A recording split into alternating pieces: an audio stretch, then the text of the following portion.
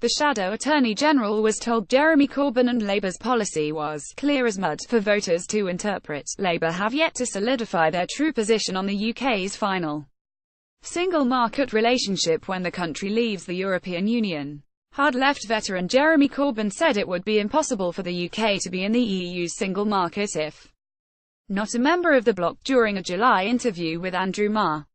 GETTY BBC News. Shami Chakrabarti challenge over Labour's free movement position when we leave the EU. Free movement within the EU ends. Shami Chakrabarti While his Brexit spokesman Sir Keir Starmer demanded the Prime Minister put the single market back on the table after Phase 1 talks temporarily broke down between the UK and EU.Top EU figures have long said if Britain wants to remain a member of the single market, it would have to abide by the bloc's 4 key principles: the free movement of people, goods, currency and services.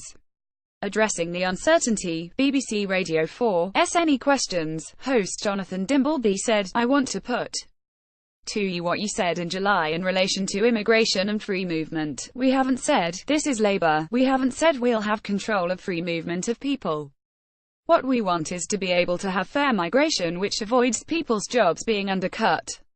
It may not be called staying in the single market or having free movement, it may be called something else, but what it is called doesn't matter." To some people that will sound as clear as fudge if not mud. A light smattering of laughter from audience members mocking Labour's position was picked up by the BBC microphones.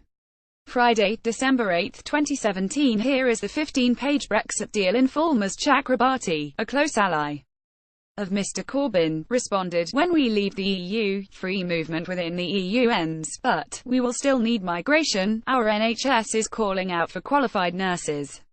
There are all sorts of industries that need migration, and frankly, I don't think international students should even be counted in the immigration figures. There will be movement. It won't be completely free. There will have to be fair migration that serves the economy of this country and serves everybody so that people feel they can have their public services, their housing, their economic needs met, but the economy needs to work for everyone.